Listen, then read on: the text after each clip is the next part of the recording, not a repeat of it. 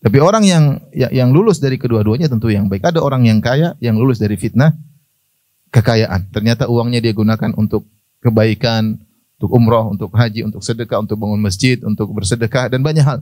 Untuk berbakti kepada orang tua, untuk menyambung silaturahim, memperhatikan fakir miskin, memperhatikan tetangga. Tapi kenyataannya ketika seorang diuji dengan kemiskinan lebih mudah lulus daripada diuji dengan apa? Kekayaan. Makanya Nabi SAW menyebutkan ketika dia melihat penghuni neraka, dia mengatakan, "Fara'aitu aktsara ahliha al-aghniya." Aku melihat kebanyakan penghuni neraka orang-orang kaya. Berarti ada orang miskin ada, tapi kebanyakan penghuninya orang-orang apa? Orang kaya. Karena kebanyakan orang kaya tidak bisa lulus ketika diuji dengan kekayaan. Buat mereka terjerumus dalam kemaksiatan, sombongan, keangkuhan, lupa diri dan yang lainnya. Akhirnya Abu Ubaidah bin Jarrah datang membawa harta jizyah tersebut, upeti yang diserahkan dari negara Bahrain, tentunya banyak jumlahnya karena Al-Bahrain negara yang kaya ya. Dan dia tiba di kota Madinah persis Rasulullah SAW sedang salat subuh. Ketika falamman sarafa, tatkala Rasulullah SAW selesai salat subuh, ta'arradu lahu ya. Ketika Rasulullah SAW selesai salat subuh, ta'arradu lahu, mereka langsung segera menuju ke Abu Ubaidah, yaitu para sahabat semangat ingin lihat apa? Ingin lihat harta. Para sahabat semangat. Ya, mereka juga manusia ya. Mereka ibadah begitu dengar ada harta datang mereka ingin apa?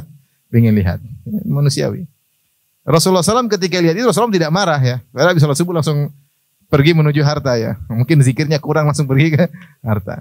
Fatabassama Rasulullah SAW hina ra'ahum. Maka Rasulullah SAW tersenyum ketika melihat mereka. Ini jarang sahabat, jarang begini ya. Ya mungkin penasaran hartanya apa, pingin lihat, manusiawi.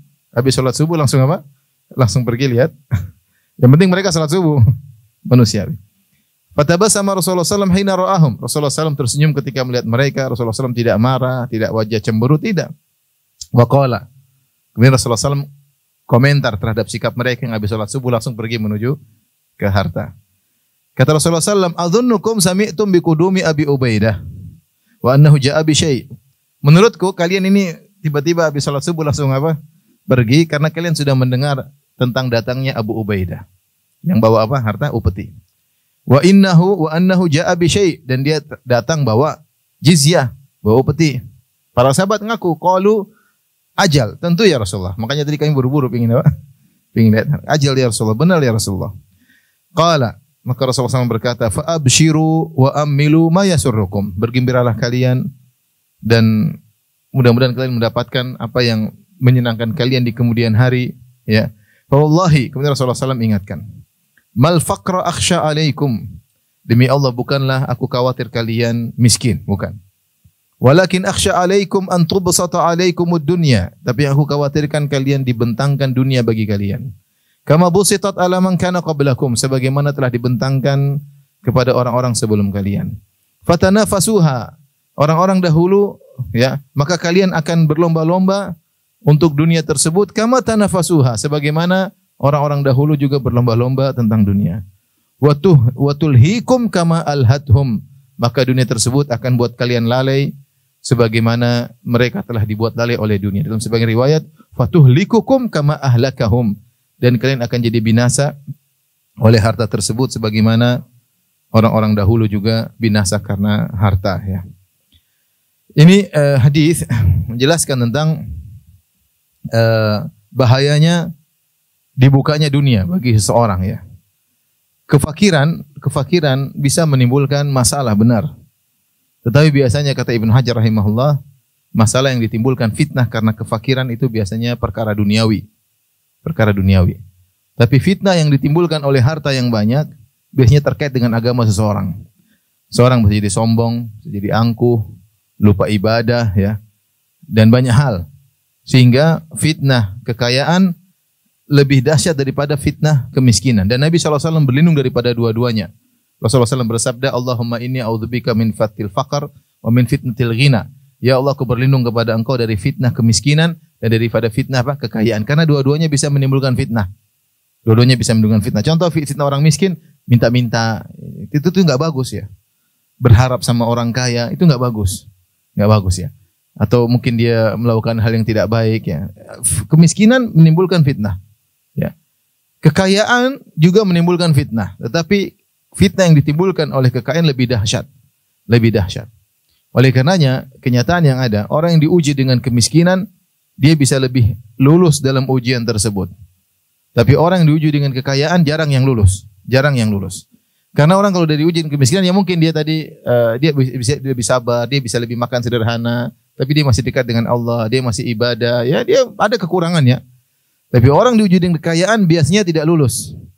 Pertama dia sombong, angkuh, merendahkan orang lain, mungkin dia bermaksiat, mungkin dia hura-hura, mungkin duitnya dia buang ke sana kemari, semuanya ada hisapnya. Semua ada hisapnya. Ya, banyak hal ya. Tapi orang yang lulus dari kedua-duanya tentu yang baik. Ada orang yang kaya yang lulus dari fitnah kekayaan. Ternyata uangnya dia gunakan untuk kebaikan, untuk umroh, untuk haji, untuk sedekah, untuk bangun masjid, untuk bersedekah dan banyak hal. Untuk berbakti kepada orang tua, untuk menyambung silaturahmi, memperhatikan fakir miskin, memperhatikan tetangga. Tapi kenyataannya ketika seorang diuji dengan kemiskinan lebih mudah lulus daripada diuji dengan apa? Kekayaan. Makanya Nabi SAW menyebutkan ketika dia melihat penghuni neraka, dia mengatakan, "Fara'aitu aktsara ahliha al-aghniya." Aku melihat kebanyakan penghuni neraka orang-orang kaya. Berarti ada orang miskin ada, tapi kebanyakan penghuninya orang-orang apa? Orang kaya. Karena kebanyakan orang kaya tidak bisa lulus ketika diuji dengan kekayaan. Buat mereka terjerumus dalam kemaksiatan, sombongan, keangkuhan, lupa diri dan yang lainnya. Makanya di sini Nabi SAW ingatkan, mal faqra akhsha alaikum, bukan kemiskinan aku takutkan menimpa kalian. Artinya kalau kalian diuji dengan kemiskinan, kalian masih bisa bertahan. Dan kalian sudah biasa, para sahabat sudah biasa diuji dengan apa? Kemiskinan. Mereka biasa miskin, mereka sudah meninggalkan harta mereka ketika berhijrah dari Mekah menuju Madinah. Mereka sudah biasa hidup miskin. Tetapi kata Nabi SAW, ya, walakin akhsha alaikum an tubsata alaikum ad-dunya. Yang aku khawatirkan justru kalau kalian dibukakan dunia. Lihat saja buktinya. Baru datang Abu Ubaidah bawa jizyah, kalian habis salat langsung apa? Langsung penasaran, langsung ke sana. Ini hanya pengen lihat-lihat, belum miliki, hanya pengen lihat-lihat. Bagaimana lagi kalau harta tersebut dimiliki oleh kita? Tidak semua orang kuat memiliki harta yang banyak. Jadi udik lah, jadi sombong lah, jadi angkuh lah, pamer lah, melakukan hal yang aneh-aneh lah, ya. Seperti banyak orang kita lihat sekarang di YouTube yang aneh-aneh, orang kaya baru ya, orang baru kaya, ya. Kalau orang kaya asli tidak seperti itu ya. Sudah lama kaya, ini baru kaya itu pamer ini, pamer anu, karena nggak biasa kaya, jadi apa? Udik ya. Biasa begitu, oh, orang baru kaya ya. Dan itu fitnah ya. Padahal Nabi SAW dalam hadis Rasulullah SAW bersabda, "Inna ma'ana bimin zalatil walid alaikum." Sungguhnya aku ini seperti ayah kalian. Rasulullah menyifati para sahabat seperti dia seorang ayah. Dan namanya ayah biasanya kalau punya anak yang dia pikirkan ekonomi anaknya, itu yang dia pikirkan. Itu anak biasanya ayah seperti itu. Tapi Nabi SAW terbalik. Dia kalau miskin dia tidak begitu khawatir. Dia khawatirkan kalau malah dibukakan apa? Dunia. Bukan dunia. Seperti yang sekarang ya. Dunia gemerlap buat orang lalai, lupa ibadah, tahu-tahu umur sudah tua, ya entah baca Qur'annya berapa kali khatam nggak tahu, ya sedekah masih sedikit dibandingkan harta yang dia miliki. Kalau uang untuk jalan-jalan, untuk senang-senang, ya ini maksudnya itu yang Rasulullah SAW khawatirkan. Kalau orang miskin sabar dapat pahala, ya. Mungkin dia sholat menangis minta harta nggak dikasih dapat pahala dia sholat, ya dan banyak hal. Jadi dikata Ibnu Hajar rahimahullah dalam buku ini dia mengatakan dalam Fathul Bari, wa in kana lahum fi syafaqa alaihim kal ab lakin haluhu fi amril mal yukhalifu halal walid. Meskipun Nabi SAW kasih sayangnya kepada para sahabat seperti seorang ayah kepada anak-anak, tapi untuk urusan harta Rasulullah SAW tidak sebagaimana bapak-bapak yang lainnya. Beliau justru khawatir harta dibukakan bagi anak-anak ya. Maka ini pandangan Nabi Shallallahu Alaihi Wasallam ya. Kemudian Rasulullah SAW mengatakan, kenapa ketika harta sudah dibuka bagi kalian, fatanafasuha, maka kalian akan berlomba-lomba untuk memperkaya harta, dan ini yang jadi kenyataan. Sekarang kumpulan kalau kita lagi ngobrol, baik bapak maupun ibu-ibu, kita tidak bicara tentang gimana apa perhatian sama anak yatim atau kajian sudah sampai mana, yang kita bicara usahamu sudah sampai mana, gimana sudah jadi bicara kita dunia melulu. Ini bicara umuman manusia ya. Kalau kumpul enggak bicara akhirat. Tidak berlomba-lomba dengan masalah akhirat. Kamu sudah hafal sampai mana? Kamu sudah hatam berapa kali? Gimana ibadahmu? Gimana baktimu sama orang tua? Bagaimana? Bicara tidak masalah dunia. Gimana usahamu? Bagaimana perkembangannya? Bagaimana keuanganmu? Bagaimana ekonomimu? Itu yang dibicarakan karena orientasinya memang dunia. Makanya Nabi mengatakan sallallahu alaihi wasallam, kalau sudah dibukakan dunia fatanafasu, karena akan berlomba-lomba saling bersaing. Apa itu tanafus? Tanafus itu ingin tampil sendiri, namanya tanafus. Dia ingin tampil beda, yang lain tidak boleh sama dengan dia. Ada yang ini dia pingin lewat lagi, ada yang dia pingin lewati orang tersebut. Itu sifat manusiawi kalau sudah dibukakan dunia. Akhirnya lomba-lomba, mobil paling banyak lah, rumah paling banyak lah, usaha paling top lah, yang paling sering jalan-jalan lah, yang paling banyak keluar negeri lah, yang paling banyak beli tas lah kalau ibu ya. Begitulah. Pembicaraan seperti itu. Itu yang dibanggakan, yang di suatu perkara yang akan sirna yang dibanggakan, perkara yang akan membawa hisab yang panjang di akhirat yang akan malah dibangga-banggakan. Karena memang begitu, itu sudah manusiawi. Makanya Rasulullah mengatakan, Rasulullah khawatir sallallahu alaihi wasallam, karena tidak semua orang kuat punya harta dia bisa mengelola dengan baik. Tidak semua orang bisa.